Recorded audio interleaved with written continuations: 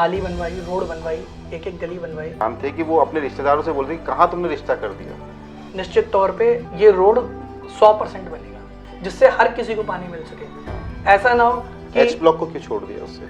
मैं जब राशन लेकर आ रहा हूँ दुकान से, मेरे घर में 10 लोग हैं और 10 लोगों का राशन अच्छा खासा होगा, है ना। बिल्कुल। मैं वो लेकर आता हूँ राशन की दुकान से और मैं बेच देता हूँ। अगर आपको नहीं, जिस बताने चीज़ से ही तो आपके नेता लोग नाराज हो जाते हैं। मैं तो बताने का ही काम करता हूँ। आपके 2 बड़े नेता मुझसे नाराज बैठे हैं सिर्फ इसलिए क्योंकि मैं बताता हूँ कि भैया कूड़ा नहीं उठ रहा है। ऐसा नहीं है, ऐसा है दीपक जी, ये आप नालियाँ ऐसा साफ नहीं हो समझ रही रहे हैं। हैं। यहाँ खाइयाँ थी, खड्डे थे, किसी ने मलबा इतना ऊंचा डाल रखा था, किसी ने बिल्कुल नीचे डाल रखा था। महीनों सड़कों पे पानी भरा रहता था, पानी निकलने का कोई रास्ता नहीं था। साथियों नमस्कार, आप देख रहे हैं समय संवाद। बात मुद्दे की एक और कड़ी हम लोग अब पहुंचे हैं आपके पास। संगम विहार की समस्याओं पर बात करेंगे। असल में ये जो भाई साहब आज मेरे साथ हैं, ये संगम विहार में राशन की व्यवस्थाएं देखते थे कई वर्षों से। विधायक जी के द्वारा किए जाने वाले काम, उनकी सुविधाएं जनता तक पहुंचाना, पार्षदों और जनता के बीच में समन्वय किस तरह से बनाया जाए, शिकायतों का निवारण किस तरह से किया, ये सारी चीज़ें ये देखते हैं और उन्हीं से समझेंगे, क्योंकि महत्वपूर्ण व्यक्ति हैं। उनसे समझेंगे कि शिकायतें कहाँ दूर हो रही हैं और क्यों दूर नहीं हो रही हैं। आप सही पहचान रहे हैं, मेरे साथ है प्रदीप भदौरिया जी और मैं आज बात करूंगा। प्रदीप भाई, बहुत स्वागत है आपका समय संवाद में। प्रदीप भाई, संगम विहार में समस्याएं खत्म हो गई हैं आपके हिसाब से? ऐसा है कि समस्याएं कभी भी खत्म नहीं होती है।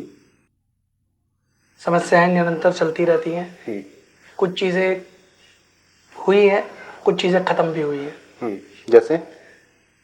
जैसे आज से पहले, काफ़ी टाइम पहले से यहाँ का संगम विहार के जितने भी रोड थे, शायद आप 10-15 साल पहले अगर जाएंगे तो ये रोड ऐसे नहीं थे। पूरे संगम विहार की ऐसी दुर्दशा थी कि अगर संगम विहार के बाहर से कोई आदमी आ जाता था तो इस रोड से वो निकलता नहीं था, और जो एक बार आ जाता था वो ये कहता था कि भाई साहब अगली बार तुम्हारे यहाँ नहीं आएंगे। ये आज भी होता है? आज ऐसा नहीं है। आज ऐसा है? आज ऐसा मैं आपको बताता हूँ प्रदीप भाई, कल मैं रतिया मार्ग से अंदर आ रहा था शाम के टाइम। एक बारात जा रही थी। बारात असल में आई थी यहाँ और यहाँ से जा रही थी। वो लोग चंडीगढ़ से आए थे और मैं उनको बोलते हुए सुन रहा था कि कहाँ रह रहे हैं ये लोग, कहाँ तुमने रिश्ता किया। ये कल की बात है। आप सीसीटीवी के एक्सेस आपके पास हैं, आप चेक करवाएं कि एक बारात जा रही थी और वो लोग इतने दुखी थे इस ट्रैफिक जाम में फंसने के बाद, इतना परेशान थे कि वो अपने रिश्तेदारों से बोल रहे कि कहाँ तुमने रिश्ता कर दिया। लेकिन मैं यही बात कहाँ बदली है? मैं आपको एक बात बताता हूँ कि अगर वही लोग अगर 10-12 साल 15 साल पहले आ जाते ना तो वो इससे भी कुछ भयंकर आपको बोल रहे होते। उस टाइम की दशा क्या थी? यहाँ खाइयाँ थी, खड्डे थे, किसी ने मलबा इतना ऊंचा डाल रखा था, किसी ने बिल्कुल नीचे डाल रखा था। महीनों सड़कों पे पानी भरा रहता था, पानी निकलने का कोई रास्ता नहीं था। आज क्या? आज लोगों के लिए हमने नाली बनवाई, रोड बनवाई, एक एक गली बनवाई। जो आप बोल रहे हैं कि जो मेन रोड पे, क्योंकि मेन रोड पे सीवर लाइन कनेक्ट होने का काम चल रहा है, जिसकी वजह से वो रोड टूटा हुआ है।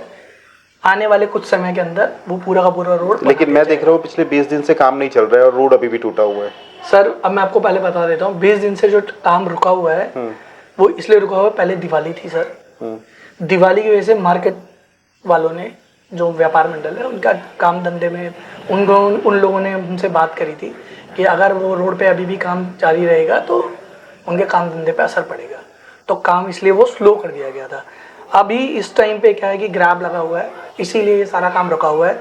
निश्चित तौर पे पूरा का पूरा रोड, पूरा रतिया मार्ग, शूटिंग रेंज का रोड, दोनों बनेंगे, 100% बनेंगे। शूटिंग रेंज के रोड की बात आपने की है। ये रोड का उद्घाटन पिछले चुनाव से पहले भी हुआ था। पिछले चुनाव से पहले जो आपने उद्घाटन किया था ना, वो हम लोगों ने नहीं किया था। आपने किया था? शूटिंग रेंज रोड का हम लोगों ने नहीं किया था। हाँ। शूटिंग रेंज रोड का एमपी साहब ने किया था, हम लोगों ने नहीं किया था उसका उद्घाटन। उस पर नाली बनाई गई थी, वो फिर नाली दबा दी गई, वहां पर एक गहरा खड्डा बना दिया गया मलबा उठवा के स्कूल के पास से। वो रोड का काम एमपी साहब करवा रहे थे, जो कि रुक गया था। तत्कालीन एमपी। हाँ, हाँ, जो अपने पुराने वाले एमपी थे, उनके टाइम पे उन्होंने उस रोड का शुभारंभ किया था। वो जनता को सब पता है इस बारे में, इसमें कोई दो राय नहीं है। उन्होंने वो रोड अपने हैंड पे ले लिया था। हमारा रोड सिर्फ 16 नंबर जो शिव मंदिर के पास तक वहीं तक बना था, आगे का रोड उन्होंने बोलता हम बनाएंगे, इसीलिए उसका काम रुका था। अब वो रोड वो वापस हमने टेक ओवर कर लिया, क्योंकि वो पहले उनके फंड में था, अब वो ट्रांसफ़र हुआ है हमारे एमएलए साहब दिनेश मोनिया के फंड में, तो अब उस रोड को हम लोग बनवा रहे हैं। निश्चित तौर पे ये रोड 100% बनेगा, रतिया मार्ग की तरह। रतिया मार्ग भी पूरा बनेगा और आपका शूटिंग रेंज रोड भी पूरा बनेगा, इसमें कहीं कोई दो राय। रतिया मार्ग पे जो काम शुरू हुआ था वो दिवाली से लगभग 20-1 दिन पहले शुरू हुआ था, चुनाव से लगभग 4-5 महीने पहले शुरू हुआ था। ये पूरे 5 साल में क्यों नहीं करवाया इसका? सर अब मैं आपको बताता हूँ, अब जो आपने 5 साल के लिए मुझसे पूछ ही लिया, मैं बताता हूँ कि जब एमएलए हम पिछला इलेक्शन जो अब लास्ट जो चला गया, उसके बाद कोरोना काल आ गया था, और कोरोना के टाइम पे शायद सबको पता होगा 2-2.5 साल तक कोई काम नहीं हुआ था, सब कुछ बनता। ये मेट्रो भी लगभग पिछले 2.5 साल से तो काम हो रहा है। अभी मैं आपको बता रहा हूँ 2.5 साल से वो काम पूरा बंद था। हमारा काम निरंतर चालू था पीछे की गलियों में, जो आपकी D block, E block, F block, F2 इस तरफ की गलियों में हमारी पानी की लाइन और सीवर की लाइन पड़ रही थी। जब तक पानी और सीवर की लाइन नहीं पड़ जाएगी तब तक हम कैसे उन्हें उसको कनेक्ट कर देते। काम निरंतर चालू था, वो देखने का फर्क था कि आप गली के अंदर आप नहीं देख रहे हो, आप रोड देख रहे हो। तो आप ये कह रहे हैं कि पीछे की गलियों में सीवर की कनेक्टिविटी हो गई, उनकी गलियों में करवा दी गई है, पीछे की तरफ हो गई है। आगे का जो हिस्सा रह गया है उस पे काम चल रहा है। जो हिस्सा मतलब आगे का कौन सा? आगे का स्टार्टिंग का ये आपका जी ब्लॉक से आगे का कुछ गलियां रह गई हैं, इन पे काम चल रहा है। अब अगर ग्राफ ना होता, आपने बोला पानी की लाइन भी वहां तक पहुंच गई है। हाँ, F2 F3 तक अब पूरी पानी की लाइन पानी पहुंच रहा है। पानी पहुंच नहीं रहा है, लाइनें दल गई हैं। अब जब लोग उसमें, अब लोग बोल रहे हैं कि भैया सीवर वो गली क्यों नहीं बना रहे हो आप, गली हमारी टूटी पड़ी है। मैं जनता को एक बात बताना चाहता हूं कि जब रोड बनता है उससे पहले ही नाली और रोड का काम, पानी की लाइन का काम पहले से डालना पड़ता है। अगर हम रोड बना देंगे फिर हम नाली बनाएंगे तो आप ही लोग ये बोलोगे कि भैया पहले नाली और पानी की लाइन और सीवर की लाइन डाल लेते, रोड उसके बाद बन जाता। और एक बार जब रोड बन जाता है वो 5 साल तक के लिए बनता है।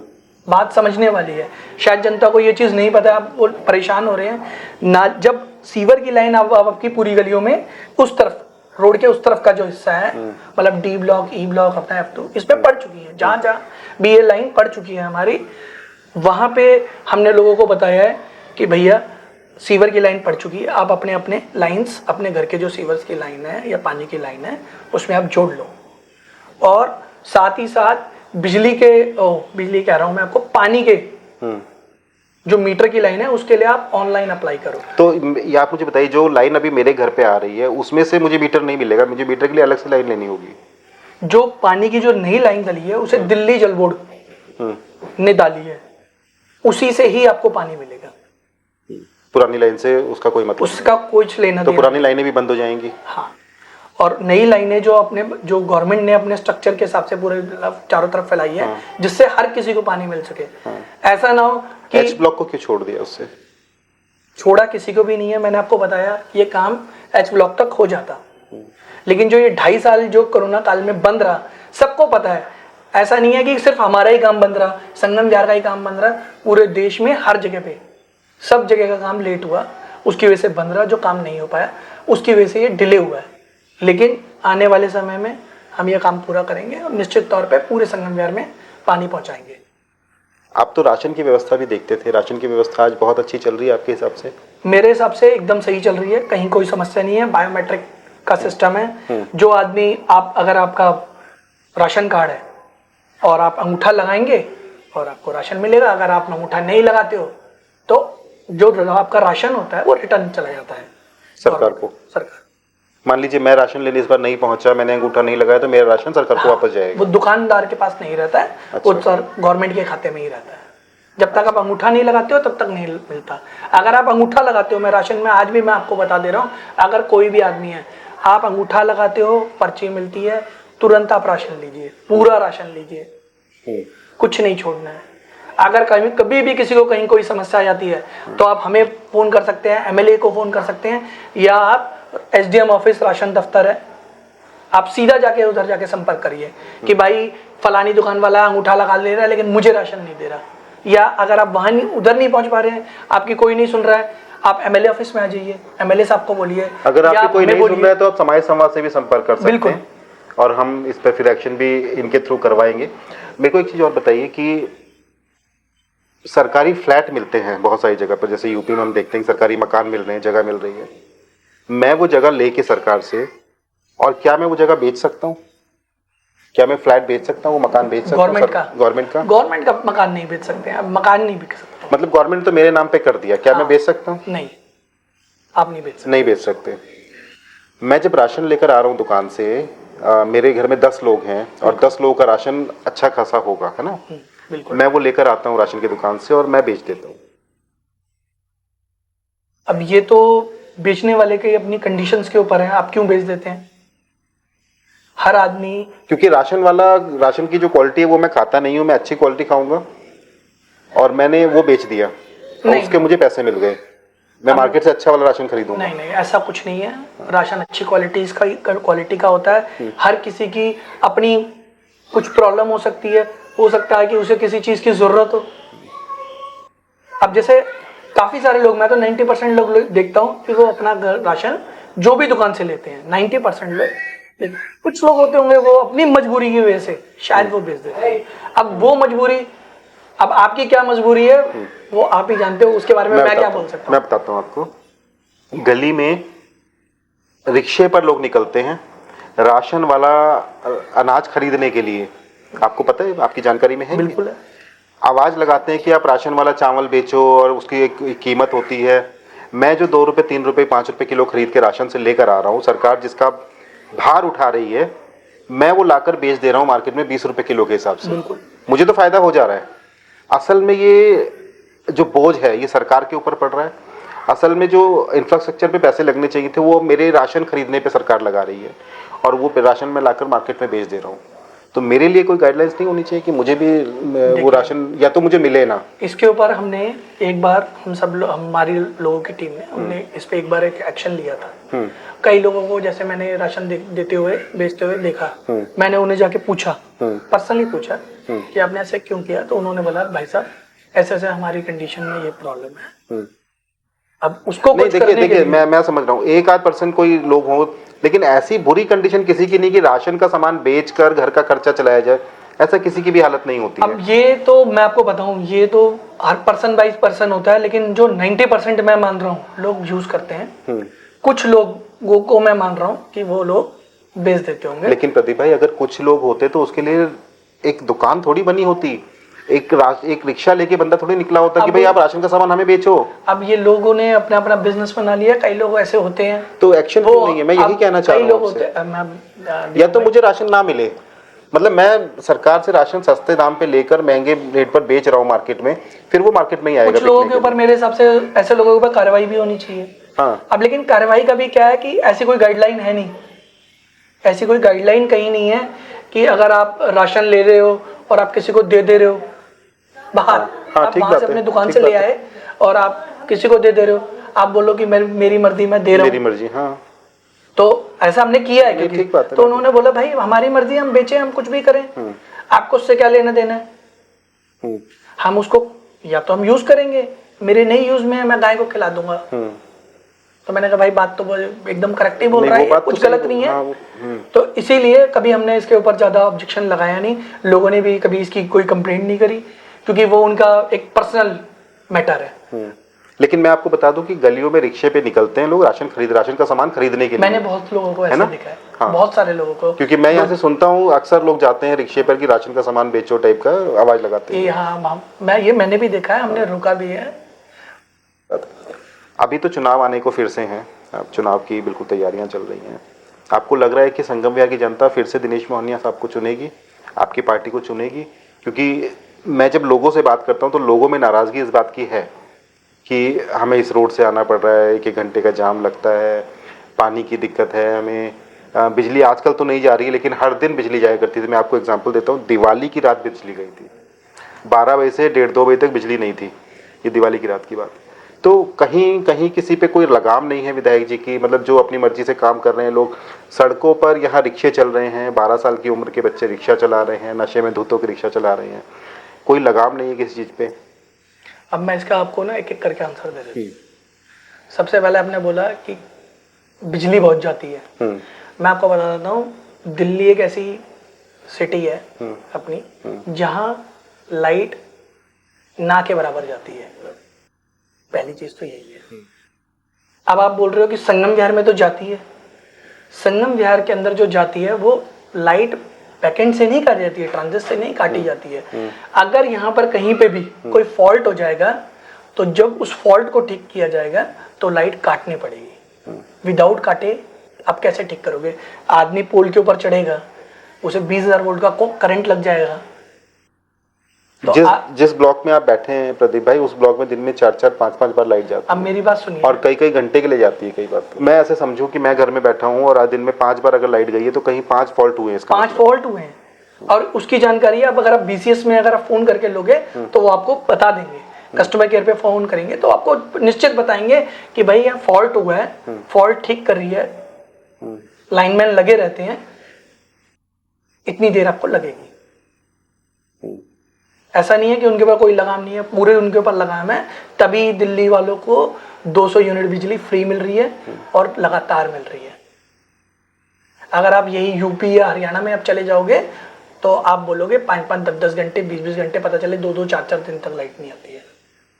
वहां का तो सिस्टम ही खराब है और कोई फ्री वाला सिस्टम नहीं है। हमारे यहाँ तो कम से कम ये है कि जो गरीब आदमी है, जो 200 यूनिट तक जो बिजली, जो भी पर्सन, चाहे वो कैसा भी हो, कोई पार्टी पॉलिटिक्स इसमें कुछ नहीं है, सबके लिए समान 200 यूनिट बिजली फ्री होना नहीं चाहिए, मेरा ऐसा मानना है। फ्री किसी के लिए भी नहीं होना चाहिए। देखिए मेरी बात सुनिए, जैसे हर आदमी एक जैसा नहीं है, कैपेबल नहीं है। लेकिन शायद 2012 से पहले भी तो लोग पे कर ही रहे थे, लोग पे कर रहे थे। अब मैं आपको बताता हूँ कि हमारे यहाँ पे 3 रुपए मैं अगर सर्विस लूंगा, मैं प्राइवेट हॉस्पिटल में जाऊंगा, मैं वहाँ ट्रीटमेंट करवाऊंगा तो मैं पे क्यों नहीं करूंगा? मुझे पे करना पड़ेगा ना। मेरी बात सुनिए, हम सरकार क्यों बनाते हैं? आप मुझे बताइए। फ्री में देने के लिए थोड़ा मैं, आप मुझे बताइए ना। फ्री में किसी ने मांगा था? मैं ये फ्री में जनता ने मांगा भी नहीं था। नहीं मैं आपको बताता हूँ, ऐसी कोई बात नहीं है। आप सरकार क्यों बनाते हैं? सिर्फ टैक्स भरने के लिए। हाईवे बनाना है लेकिन उसका मेंटेनेंस नहीं करना, चाहे किसी का एक्सीडेंट हो जाए, कोई मर जाए। नहीं, मैंने इंफ्रास्ट्रक्चर के लिए सरकार बनाई है ना। मैं चाहता हूँ, मुझे चाहिए कि स्कूल बने बेहतर, अस्पताल बने बेहतर। मेरी बात सुनिए, आपने फ्री दे दिया लेकिन अस्पताल नहीं दिया मुझे संगम विहार में। मैं आपको बताता हूँ, जब जनता टैक्स देती है तो वो टैक्स देती है किस लिए देती है? तो आप वो टैक्स क्या फ्री के रूप में रिटर्न कर रहे हैं मेरे को? नहीं, मैंने जो टैक्स दिया था, मुझे चाहिए था मुझे संगम विहार में अस्पताल मिले, 12वीं तक का स्कूल मिले, वो तो नहीं दिया मुझे। बिल्कुल दे, आपने फ्री में टिकट दे दी, आपने महिलाओं के लिए आपने 200 यूनिट फ्री कर दिया। ये सबके लिए, ये पैसे इंफ्रास्ट्रक्चर पे यूज नहीं होते थे। इंफ्रास्ट्रक्चर पे भी ही ये चीजें यूज हो रही हैं। जो हम स्कूल बना रहे हैं उसी पैसों से बना रहे हैं। कहाँ बना रहे हैं? काफी सारी जगह जो हमने बिल्डिंग मॉडिफिकेशन की है, जो 1 फ्लोर की थी उसे 2 फ्लोर की है, साफ सफाई करवाई है। संगम विहार के अंदर भी जो हमारे पीछे जे ब्लॉक में जो बिल्डिंग है, आप वहां देख के आइए, नई बिल्डिंग उसमें पूरी क्रिएट की गई है। 12वीं तक का कोई स्कूल संगम विहार में? 12वीं तक का स्कूल क्यों नहीं है? आप ये समझिए, जो लैंड है वो DDA के पास है। वो लैंड जब तक हमें ट्रांसफर नहीं होगा, दिल्ली गवर्नमेंट को ट्रांसफर नहीं होगा, उसी DDA की लैंड पे जब कब्जा हो जाता है तब भी दिनेश मोहनिया साहब कुछ नहीं, सरकार से, केंद्र सरकार से इसके लिए नहीं। अब मैं आपको बता रहा हूँ, DDA हम लोगों ने, हमारे MLA ने, हम सब लोगों ने मिलके इसके लिए अप्रोच किया था DDA लैंड के लिए कि आप हमें वो स्कूल दे दीजिए, जमीन दे दीजिए, हम उस पर स्कूल बनवा देंगे। लेकिन जो बीजेपी है वो उस काम को करने नहीं देना चाहती, वो हमें देना नहीं चाहती। उन्हें मालूम है अगर इन्हें दे दिया जाएगा तो ये 100% बना देंगे। अगर आज भी मैं आपके माध्यम से बोल रहा हूँ कि MP साहब वो DDA लैंड हमें दिलवा दें या हमारे जो MLA या हमारे दे दें, हम उस पर निश्चित तौर पे 12वीं तक का स्कूल बना देंगे। हमने शिक्षा विभाग को भी, DDA को भी कई बार बोल चुके हैं, लेकिन वो उसको देने के लिए राजी नहीं। बारात घर का उद्घाटन किया था विधायक जी ने, बारात घर का उद्घाटन किया था। बारात घर निश्चित तौर पे बन रहा है, मैं आपको आपके माध्यम से बता दे रहा हूँ। उसका उद्घाटन किया था, उसमें कुछ टेक्निकल इशू हो गया था। उसका जो नक्शा जो पास हुआ था, उसके नक्शे के ऊपर तो उसमें कुछ फेरबदल किए गए, क्योंकि पीछे की जो जगह है वो BCS वालों को दी गई है, तो थोड़ा सा उसका जो चेंजेस हुए हैं उसमें कुछ उसके लिए। और निश्चित तौर पे अभी काम शुरू हुआ नहीं हुआ है? हम बीजेपी वालों की तरह नहीं है कि उद्घाटन करा दिया हम काम नहीं करेंगे, हम जो कहेंगे हम वो करेंगे। और वहां पर इस केस में भी तो यही हुआ ना, बारात घर का उद्घाटन तो हुआ है, काम कहाँ शुरू तो हुआ? मैं आपको प्रॉब्लम बता रहा हूँ, गली गली में उद्घाटन में नारियल फोड़ते हुए देखता हूँ। तो जहां हमने नारियल फोड़ा होगा, मैं आपको आपके माध्यम से बोल रहा हूँ, जिस चीज के लिए नारियल फोड़ा होगा वो काम हमने किया होगा। संगम विहार की पूरी जनता ये चीज जानती है कि हमने बोला था रोड बनाएंगे, रोड बनाया, नाली बनाएंगे, नाली बनाई, पानी लाएंगे, सबसे पहले हम ही पानी लेके आए, पानी लाए लोगों ने। आप अगर पानी लेके आए तो शीशपाल जी क्या लेकर आए? शीशपाल जी ने कुछ नहीं लेके आए। शीशपाल जी कहते हैं कि ये लाइन उनकी डाली हुई है, मैं ये कह रहा हूँ आज से 30 साल पहले। मैं हमारी जनता के लिए भी बोलता हूँ, हमारे दर्शकों के लिए भी बोलता हूँ कि अगर आपको लगता है कि आपके क्षेत्र में नारियल फोड़ा गया है, उद्घाटन किए गए हैं क्षेत्र के विधायक जी के द्वारा या किसी भी नेता के द्वारा, और काम नहीं शुरू हुआ है, काम अभी भी चल रहा है कि भाई बनेगा नहीं बनेगा और ये सारी चीजों पे काम अटका हुआ, तो हमें बताएं कि ऐसी कौन कौन सी जगह है जहां पर उद्घाटन हुआ था, नारियल फूटा था, मंच लगे थे, माइक लगे थे, भाषण हुए थे, लेकिन काम केवल शुरू नहीं हुआ। जी अब मैं आपको बता देता हूँ, मैं कह रहा हूँ निश्चित तौर पे शीशपाल जी ने अपने समय में लाइन डलवाई थी, लाइन डलवाई थी, लेकिन पानी नहीं चालू हुआ था। 30 साल पहले जब वो थे उन्होंने तब डलवाई थी, तो आज तक बता रहे हैं कि मैंने लाइन डलवाई थी, मैंने लाइन डलवाई थी। भैया उसके बाद हमने सीवर की भी लाइन डलवाई है, हमने पानी की भी लाइन डलवाई है, और हमने उसमें पानी भी चालू किया है, हमने बोर भी लगाए हैं संगम विहार में, और हमने एक एक गली जो कभी नहीं बनी होगी संगम विहार में, उनके कार्यकाल में भी नहीं बनी होगी, हमने एक एक गली बनवाई है, मोहल्ला क्लिनिक बनवाए हैं, कैमरे लगवाए, गेट बनवाए। प्रदीप भाई उस टाइम पे अगर काम नहीं हुआ या वो काम नहीं कर पाए तो उसको जनता ने कैसे जवाब दिया? ऐसे जवाब दिया कि आपने काम नहीं किया, हम आपको ले आए। ठीक है, अब आप ये बोल रहे कि उस टाइम काम नहीं होता था तो आज भी काम नहीं हो रहा है, उसका एक्सक्यूज दे रहे हैं। नहीं, तो मैंने मतलब एक्सक्यूज नहीं दिया। तो यही तो मतलब हुआ ना, उस टाइम पे काम नहीं हो रहा था ये एक्सक्यूज नहीं तो आज काम नहीं हो रहा, तो आप बोल क्यों रहे हो? आपने मुझे ये बोला कि शीशपाल जी बोलते हैं हमने लाइन डलवाई, और आज तक बता रहे हैं 30 साल तक, 30 साल तक हमने अभी काम कराया। हम वो ना बताएं कि मैंने भैया डी ब्लॉक, ई ब्लॉक, सारी गलियों में सीवर डलवा दिए, सारी गलियों में मैंने पानी की लाइन बिछा दी है, उसकी सुविधा जनता को मिल रही है या जनता को मिलेगी, हम नहीं बताएंगे। नहीं बताएं, आप बताएं, लेकिन पता है आम आदमी पार्टी के कार्यकर्ता जनता की जले पे नमक तब छिड़क देते हैं जब वो ये बोलते हैं कि आपने उस टाइम क्यों नहीं बोला। उस टाइम अगर काम नहीं हुआ, शीशपाल जी थे या रमेश बिदुड़ी विधायक थे, उस टाइम पे ये काम नहीं हुआ तो आप लोग उस टाइम नहीं बोलते थे, आज बोल रहे हो। उस टाइम कैसे बोला? बैलेट बॉक्स में जाके बोला, ईवीएम मशीन में जाके बोला, इसलिए आप यहाँ बैठे हैं आज। मैं आपको बता देता हूँ, आज की डेट में भी जनता बहुत समझदार है। जनता को ये पता है काम किसने किया, सपने किसने दिखाए। हमने काम किया, ग्राउंड पे काम किया, कैमरा लगाया है, चल रहा है, लाइट चल रही है। कैमरे का मैं आपको बताता हूँ, कल Rajan Kumar Sharma D block D1 से उनका एक मैं पोस्ट देख रहा था, उनका कहना है कि कैमरे तो काम नहीं कर रहे हैं, वारदात हो जाती हैं, कैमरा कुछ कवर नहीं कर पा रहा है, कैमरे में कुछ फॉल्ट है, कैमरे में दिक्कत है जो कवर नहीं हो पा रही है, जिसकी वजह से लोग बच के निकल जा रहे हैं। उन्होंने अपने तरीके से पोस्ट लिखी थी, पर मैं आपको बता रहा हूँ दिक्कत ये है, कैमरे काम नहीं कर रहे हैं बहुत सारी जगह पर। बहुत अभी डी ब्लॉक में एक जगह पर एक लड़की छत से गिर के मर गई या कूद के मर गई, उसको भी कैमरे में नहीं कवर हो पाया, वो क्योंकि वहां पे कैमरे खराब थे, टूटे हुए थे, डीवीआर नहीं है या कैमरे टूटे हैं या वो सारी चीजें, ये सब मेंटेन नहीं। तो अगर आपने कैमरा लगा दिए, सर जनता के पैसे को आपने ऐसे यूज किया, कैमरे लगा दिए, ठीक है, अच्छी चीज है, तो उसकी मेंटेनेंस कौन करेगा? उसको देखिए। मैं सामाजिक संवाद के माध्यम से एक बात सबको क्लियर कट बता देना चाहता हूँ, जिसके भी घर के आसपास कहीं पे भी कोई भी कैमरा लगा है, अगर वो आपको पता चलता है कि अगर वो चल नहीं रहा है या काम नहीं कर रहा है, तो उसकी शिकायत आप एमएलए ऑफिस में, हमारे किसी भी निगम पार्षद कार्यालय में, या मुझे या आपके माध्यम से, किसी भी माध्यम से, कहीं पे भी कोई भी कैमरा खराब है, आप उसकी कंप्लेंट करिए, किसी भी माध्यम से आप उसे हमारे पास पहुंचाइए, निश्चित तौर पे वो कैमरा ठीक कराया जाएगा, सारा मेंटेनेंस होगा, उसको रिजॉल्व कराएंगे, उसको चलवाएंगे। जिसके घर पे लगा आपसे कैसे संपर्क करें? आप आपके माध्यम से, या वो मेरा नंबर ले लें। आपका नंबर हम जनता को दे सकते हैं? मेरा नंबर आप दे दीजिए। तो मैं हमारे दर्शकों को ये बता देता हूँ कि हम जो है भाई साहब है प्रदीप भदौरिया जी, इनका नंबर शेयर करेंगे हमारे कमेंट बॉक्स में। जिस किसी को भी दिक्कत है संगम विहार में वो इनसे संपर्क कर सकते हैं। कैमरा नहीं, राशन की दिक्कत है या कोई और भी, और अगर ये भी नहीं सुनते हैं तो फिर समाज समाज भी बैठा है इनसे पूछने के लिए कि ये काम नहीं हुआ था।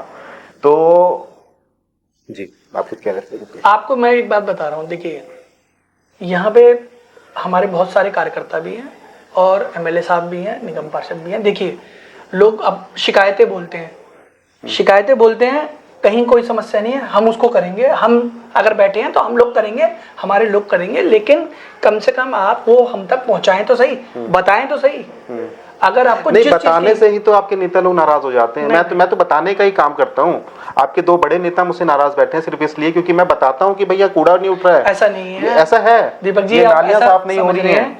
देखिए अगर आपने बताया होगा ना, मैं आपको ये बोल रहा हूँ, आपके माध्यम से मैं क्लियर कट बता दे रहा हूँ, आप हमारे किसी भी निगम पार्षद के पास कभी भी जाके मिल लीजिए, जिसके यहाँ जो समस्या हो वो आपसे मिलेंगे। सारे हमारे क्षेत्र में 3 निगम पार्षद हैं, काजल, जितेंद्र कुमार, जीतू, देखते हैं, पंकज गुप्ता, काजल, पंकज और भागवीर जी। आप इनसे जब मर्जी, क्षेत्र में ही रहते हैं, यहीं घूमते रहते हैं, कोई भी पर्सन इनके पास चले जाइए, इनको बताइए, आपका काम निश्चित तौर पे होगा। मैं ये आपको 100% कह रहा हूँ। कुछ काम हो सकते हैं कि कोई समस्या हो ना हो, नहीं तो जो भी पर्सन हमारे पास आता है किसी भी माध्यम से, ऐसा नहीं कि वो मेरे पास आएगा तभी उसका काम होगा। मैं कह रहा हूँ पंकज गुप्ता जी के ऑफिस जाइए, वहां बताइए कि भाई ये वाला आपको एरिया में कूड़ा है या नाली भरी हुई है, निश्चित तौर पे वो कराएंगे। ऐसा हो ही नहीं सकता नहीं, पर वो कराएंगे। प्रदीप भाई एक बात बताइए ना, जब आपको वोट चाहिए तो आप मेरे घर तक आएंगे, ले मुझे काम करवाना है तो मुझे आपके पास आना पड़ेगा। मेरे पास तो ये काम बाय डिफॉल्ट नहीं होना चाहिए कि इस गली का काम होना है तो 4 लोग लगे हैं तो वो अपना काम करेंगे डेली बेसिस पे। मेरी बात सुनिए, ई ब्लॉक में कचरे की इतनी समस्या है। आपको मैं ये ई ब्लॉक के प्रधान है वो अक्सर इस चीज को बोलते हैं कि हमारे यहाँ सफाई नहीं होती, नालियां गाद नहीं निकलती है। जो ई ब्लॉक के प्रधान है, ये जो बाकी के लोग हैं ना, शायद जनता को एक चीज का नहीं पता है। मैं आपको बता रहा हूँ, एमसीडी में हम जरूर बने, एमसीडी में हमारे 3 पार्षद हैं, लेकिन आपको मैं बताता हूँ, पार्षद जो हमारे काम कर पा रहे हैं, जितना काम कर पा रहे हैं, वो जो कामों में दिक्कत आ रही है, वो क्यों दिक्कत आ रही है? क्योंकि अभी हमारे यहाँ मेयर बना है लेकिन स्टैंडिंग कमेटी नहीं बनी है। बीजेपी स्टैंडिंग कमेटी बनने नहीं दे रही है क्योंकि उन्हें मालूम है अगर एक बार स्टैंडिंग कमेटी बन जाएगी तो हम लोगों को फंड मिल जाएगा। फंड मिलेगा तो उससे जो भी हमारे जो काम रुक रहे हैं वो होने लगेंगे। इसीलिए वो किसी भी तरीके से साम दाम दंड भेद वो सारी नीति लगा के उसको रोकना चाहती है जिससे कि वो काम ना हो। अब एक बात बताइए, जब अभी हमारे जो निगम पार्षद ने 2-2.5 साल का कार्यकाल होने को आ रहा है, 2-2.5 साल से स्टैंडिंग कमेटी नहीं बनी है, उन्हें कोई 1 रुपए का भी फंड नहीं मिल रहा है। जब उन्हें फंड नहीं मिलेगा तो वो कैसे अपने गाड़ियां, जो मेंटेनेंस की गाड़ियां हैं, जो चीजें हैं, उन्हें कैसे करेंगे? वो जैसे भी कर पा रहे हैं अपने दम पे वो कर रहे हैं, ज्यादा से ज्यादा बेटर कर अपने दम पे मतलब जो भी चीजें उनके पास जो भी है, तो नहीं लगा रहे होंगे, अपना नहीं लगा रहे हैं, लेकिन जो अब मैं आपको बोल रहा हूं, जैसे किसी एरिया के अंदर हमें 40 गाड़ियों की जरूरत है और हमारे पास वहां 10 गाड़ियां हैं, 40 गाड़ियों की 10 गाड़ियां कैसे काम करेगा? उसमें 1-2 होती हैं वो कभी कभी खराब भी हो जाती हैं। 40 गाड़ियों का भार 10 गाड़ियां नहीं उठा पाएंगी। स्टैंडिंग कमेटी बनने के बाद उन्हें फंड मिल जाएगा तो जो भी डिपार्टमेंट है वो अपना नया परचेज, तभी उन्हें वो चीजें मिलेंगी, इक्विपमेंट मिलेंगे, उसी से तो वो काम करेंगे ना। जनता को ये समझना चाहिए कि हम काम करना चाहते हैं इसीलिए हम लगे हुए हैं। पहले बीजेपी थी, स्टैंडिंग कमेटी भी थी उनकी यहीं पे और भी जगह, उन्होंने क्यों नहीं किया? एक गली से भी आप बता दो कूड़ा उठाते हो, अगर वो कूड़ा उठाते बात तो वही आ गई ना कि वो थे काम नहीं कर पाए तभी ना आ पाए। हम तो उनसे ज्यादा, और आप नाराज होकर इसलिए बैठ गए क्योंकि मैं आवाज उठाता हूँ कि जनता की कूड़ा नहीं उठ रहा है। आप आवाज उठाते हैं, मैं आपको यहाँ पर बैठ के आपको क्लियर कर दे रहा हूँ, कोई आप पे कोई नाराजगी नहीं है, कहीं कुछ नहीं है। अगर कोई लोग हमें बताते हैं, आपने देखा होगा शायद, अगर आपने कूड़े की वाली फोटो तो हमें डाली, लेकिन जब हमने उठाया आपने वो वाली शायद हमारी नहीं डाली। तो मुझे नहीं पता ना कब उठा लिया। मैं तो दिवाली के दिन खड़ा हूँ वहां पर, दिवाली वाली सुबह मैं वहां खड़ा हूँ, मेन मार्केट का चौराहा है और दिवाली वाली सुबह है जिस दिन मैं देख रहा हूँ लोग यहाँ रहते हैं, कचरे की इतनी बुरी हालत है। आपको मैं बताऊं, देखो कूड़ा एक ऐसी चीज है ना, ये वो कूड़ा डेली अगर- कंटिन्यू वाला काम है। हाँ, तो डेली दिन का उठना है काम ना, नहीं वो है ये। डेली उठना, मतलब एक एक दिन का काम दीपक धूसिया को वहाँ खड़े होकर वीडियो बनानी है तब कचरा उठेगा। अब लोग वहाँ रहते हैं ना, लोगों आप को मेरी रोज बात उठना है, समझिए, रोज उठना है कचरा। आप मेरी बात समझिए, जब मैं आपको कह रहा हूं, जब आपके पास पूरे इक्विपमेंट नहीं होंगे, कोई चीज नहीं होगी, आप कैसे वो काम कराएंगे? जितना आपके पास इक्विपमेंट होगा उसी से उतना ही काम कराएंगे ना। क्षेत्र बहुत उनका क्षेत्र है, क्षेत्र बड़ा है, इक्विपमेंट ना के बराबर है, आप कैसे काम कराएंगे? जैसे आपने कॉल कर दी, आपने दिखा दिया, चलो आपका कर दिया, किसी और ने दिखा दिया, लेकिन हम किसी का कराएंगे तो किसी का तो रुकेगा ना। मैं अगर आपकी गली करा दूंगा, वही गाड़ी है, वही चीजें हैं, वो यहां लगा दूंगा रिसोर्स अपने सारे, तो कहीं तो काम रुकेगा ना। लोगों को ये भी समझना तो चाहिए, जिसमें जनता की तो गलती नहीं रही जनता ना। की गलती नहीं ये है। दो पार्टी के बीच का क्लैश है। देखिए सुनिए, वो तो मैं हम आपको उसे बता भुगत रहा रहे हूं, हैं। क्योंकि बीजेपी वाले चाहते यही है कि किसी तरीके से काम ना हो, काम किसी तरीके कैसे रोके। उनका करवाने में नहीं, उनको रुकवाने में ज्यादा विश्वास है। बीजेपी वालों का विश्वास है कि काम कैसे भी रोको, रोकोगे तो बदनामी होगी, बदनामी होगी तो किसकी होगी? क्योंकि पब्लिक को शायद नहीं पता है ये सब चीजें। लेकिन मैं आपके माध्यम से बताना चाहता हूं कि ये एक मतलब कि इनका एजेंडा है कि किसी भी थ्रू, एलजी के थ्रू काम रुकवा दो, लड़ झगड़ के काम रुकवा दो, कहीं काम हो रहा हो उसके बीच में लेट जाओ। ये उनका तरीका है। खुद भी काम नहीं करना है, हम कर रहे हैं तो हमें करने नहीं देना है। मैं ये समझ रहा हूं हमारे आम आदमी पार्टी से बेहतर काम या संगम विहार में कोई और नहीं कर रहा है। जो भी काम कर रहे हैं हम सबसे बेहतर या काम इस टाइम तो करना आपको ही पड़ेगा, क्योंकि कोई और है ही नहीं ना। अब मैं ये तीनों कह रहा हूं, पार्षद आपके हैं, विधायक आपके तो हैं। हम काम कर रहे हैं। आपको मैं ये क्लियर बोलता रहा हूं आपके माध्यम से, आपको मैं बोल रहा हूं किसी को भी मैं कह रहा हूं, हमारा एक सिंगल पर्सन भी, पंकज गुप्ता, काजल जीतू निगम पार्षद हैं वार्ड 168 169 के, या हमारे भागवीर जी, उनसे आप मिलिए। आपकी कोई भी समस्या है उनके ऑफिस में जाके संपर्क करिए, उन्हें बताइए, या आप उनसे मिलके बताइए, या उनके ऑफिस में बता दीजिए। आपकी समस्या का पूर्ण समाधान होगा। हमारे तीनों पार्षद जनता के बीच रहते हैं, लगातार काम कर रहे हैं, कोई काम नहीं रोका जा रहा है। ये अगर कोई पर्सन अगर आपको ऐसे बरगला रहा है ना, तो वो ओछी राजनीति कर रहा है। अब कई लोग हैं वो राजनीतिक होते हैं, उनको अपना राजनीति करनी है, और हम लोग ऐसे नहीं है, हमें काम से मतलब है। कोई भी, अब आप कभी ऐसा मत समझिए कि कोई आपको डराएगा धमकाएगा। आप आइए, अपने प्रॉब्लम बताइए, निश्चित तौर पे आपके उस काम को किया जाएगा।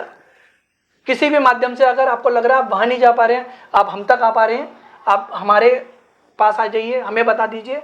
और आपको आना भी नहीं है, मैं आपको कह रहा हूँ, आप एक फोन कर लीजिएगा मेरे को, एक मैसेज डाल दीजिएगा, नाम, एड्रेस, फोन नंबर और आपकी क्या प्रॉब्लम है, उस पे 100% कार्रवाई करेंगे।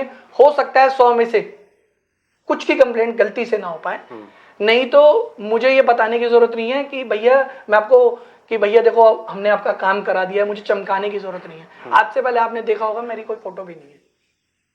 हमारा एक तरीका है, हम काम करते हैं लोगों का, हमें फोटो के माध्यम से नहीं लोगों को दिखाना है, हमें काम के माध्यम से बताना है, और वो हम बता रहे हैं। ठीक बात हम है। मेरा वोट काम को। ठीक है, तो यही स्लोगन है क्षेत्र के विधायक दिनेश मोहनिया का कि मेरा वोट काम को। और वो जो वोट है वो तो ठीक है, वो काम कितना हुआ है ये आप हमें कमेंट में बताएं। संगम विहार की जनता जो पूछना चाहती थी वो सवाल मैंने प्रदीप भाई से पूछे। आपको लगा हो कि आपके क्षेत्र की, आपके घर की, आपके पड़ोस की बात अगर इन्होंने की है और हमने इनसे सवाल पूछे हैं, तो कमेंट में बताइएगा कि क्या वो सवाल का जवाब आपको मिला है कि नहीं, आपके सवाल का जवाब आपको मिला है। कुछ लोगों ने मुझे व्हाट्सएप पे सवाल भेजे थे, तो वो भी मैंने इनसे पूछे हैं। आप भी बताइएगा कि आपको आपके सवालों का जवाब मिला है कि नहीं। अगले कड़ी में किसी और शख्सियत के साथ आपको जोड़ूंगा, तब तक के लिए नमस्कार।